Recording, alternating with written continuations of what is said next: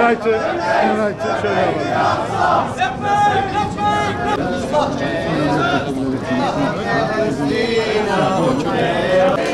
Tekrar kurulsun. O Bursa'ya geçmişti. Free, free Palestine! Free, free Palestine! Free, free Palestine! Free, free Palestine! Free, free Palestine! Kendimi Mavi Marmara'da hissettim. Aktivistlerle beraber hep bu cümleleri tekrarlıyorduk. Ve Mavi Marmara'da büyük bir bedel ödeyip Gazze'deki ablukayı delme fikriyatını tüm dünyanın hücrelerine kadar anlatmayı başardık. Orada şehitler de verdik. Fakat oradaki kayıplarımız aslında Filistin için büyük bir kazanç oldu. Şimdi bu kardeşlerimizle beraber tekrar ablukayı delmek için organizasyonlar yaptık. Fakat bundan önce birilerine teşekkür etmemiz lazım. Çok teşekkür etmemiz lazım değil mi? Hepimiz şunu çok iyi biliyoruz ki kullara teşekkür etmeyen Allah'a şükredemez. İlk teşekkürü kime edeceğiz? İlk teşekkürümüzü Filistin'deki küçük çocuklara yapacağız. Öldürülen kadınlara yapacağız. Çocukları öldürüldüğü halde dimdik duran annelere yapacağız. Gazze halkına yapacağız. Ey Gazze halkı, bize onuru ve izzeti öğrettiğin için size teşekkür ediyoruz. Bize kahramanlığı öğrettiğin için, ölümde olsa mücadele etme zihniyetini gösterdiğin için sana teşekkür ediyoruz. Elbette ki bu dönemde bir insanın onur ve izzeti, şerefi Filistinlere yaptığı hizmet kadardır.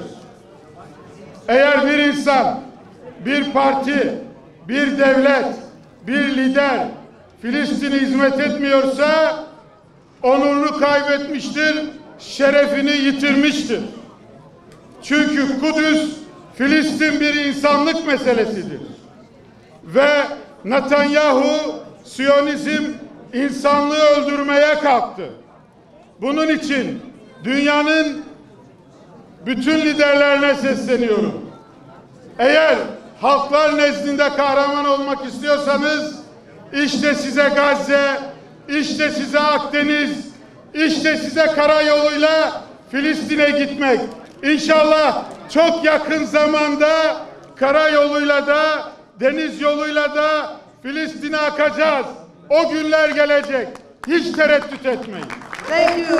On behalf of the Gaza Freedom Flotilla Coalition, we thank all of these 99 people who came back from the voyage of the Conscience and the Madeleines. Bugün 95 kişiye Gazze'ye Bin Medlin inisiyatifinden ve Özgürlük Filosu Koalisyonu inisiyatifinden yelken açmış olan 9 gemiden 95 kişiyi burada ağırlamaktan, karşılamaktan memnuniyet duyuyoruz.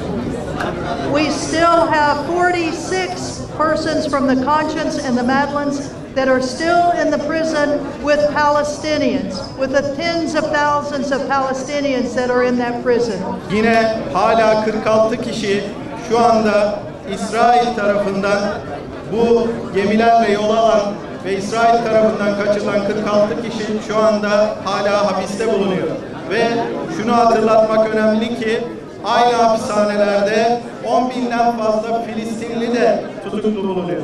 Özgürlük Filosu Vicdan Gemisi katılımcıları olarak elhamdülillah ülkemize geri döndük.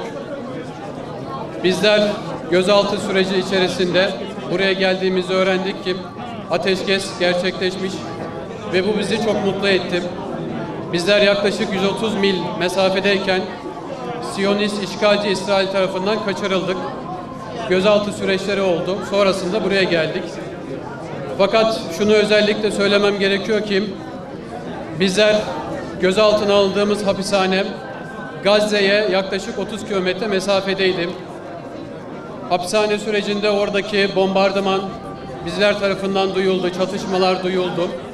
Sonrasında buraya geldiğimizde ateşkes sürecini öğrendiğimizde çok mutlu olduk, çok sevindik.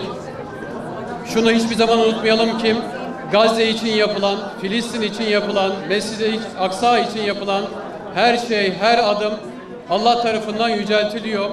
Sakın ama sakın Mescid-i Aksa'dan, Filistin davasından ve Gazze'nin özgürleştirilmesi davasından vazgeçmeyelim. Bugüne kadarki çalışmalar bize bunu gösterdi ve bundan sonra da bu çalışmalar daha da artarak devam edecek. Bizler bu çalışma Allah'ın izniyle lütfettiği bir parçası olduk ve inşallah bundan sonraki çalışmalar da artarak devam edecek. Hepinize çok teşekkür ediyorum. Biz dünyanın vicdanının sesi olmak için yola çıktık ve Gazze'ye 130 mil uzaklıktayken işgal rejimi tarafından maalesef ki kaçırıldık. Bizim gördüğümüz, geçirdiğimiz herhangi bir işkence, bunların hiçbiri önemli değil. Önemli olan Gazze'deki insanların yaşadıkları, onların açlıkları, onların öldükleri. Onlar ölüyorlar, onlar açlar. Biz bunu bildiğimiz için dünyaya bunu göstermek için yola çıktık. Elhamdülillah biz içerideyken bir barışın olduğundan veya bir barışın konuşulduğundan habersizdik. Ama biraz önce uçağımız indiği zaman bunu gördük ki biz dünyanın vicdanının sesi olmayı başarmışız. Buna devam edeceğiz. Bundan vazgeçmeyeceğiz. Sivil yapılanmalar olarak Gazze yeniden inşa edilene kadar, Filistin yeniden özgür olana kadar buna devam edeceğiz ve bunun için direniş göstereceğiz. Yeni seferler düzenleyeceğiz. Filistin özgür olana dek. تحية إليكم دكتور عزيز غالي. أولا أريد أن أشكر الدولة التركية على كل ما قامت به وكذلك الدولة التونسية التي فتحت لنا الطريق لنصل إلى غزة. 3 إشارات فقط. الإشارة الأولى نحن فقط السهم الذي يشير إلى غزة، فلا يجب أن نفقد البوصلة وهي دائما الاهتمام بغزة. الإشارة الثانية هي أننا نحن كانت هذه موجة وصلنا إلى 24 ميل، أكيد أننا في المرة القادمة سنصل إلى شواطئ غزة.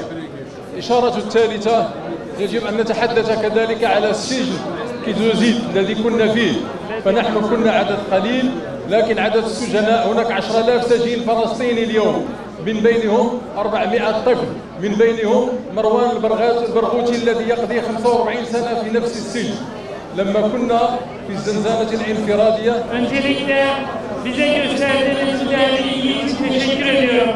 Şunu belirtmek isterim ki bu direnişin başarıya ulaşması ancak sokakların, meydanların bu denli gür sesiyle mümkün olacaktır ve bu başarılı. İkinci olarak size şunu belirtmek isterim ki bizler gönüllü bireyler olarak barışçıl eylem yapmak üzere insani yardım için Gazze'ye gittiğimiz halde günlerce hapishanede esir tutuldu.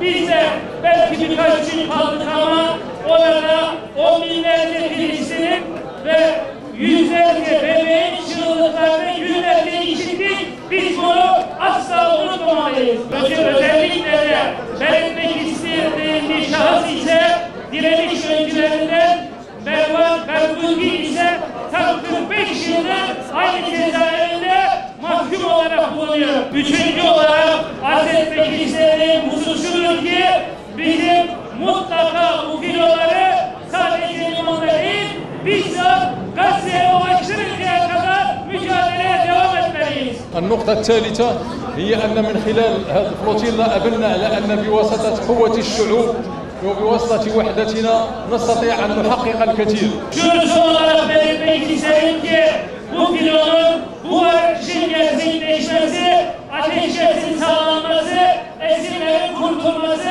açlıktan ölümlerin durdurulması ancak bizlerin hep birlikte dünyanın dört bir köşesinde el ele vereceğimiz mücadeleyle gerçekleşecek. For being here. Thank you for protesting on the behalf of the Gaza people. Thank you for going to the streets to tell our government officials that we were there. And thank you for telling them and steering them towards the right direction. Towards the right direction. Without you, every one of you, going in the streets to tell our government officials that we need to take an action, they are going to listen to you. So they need you to be in the streets.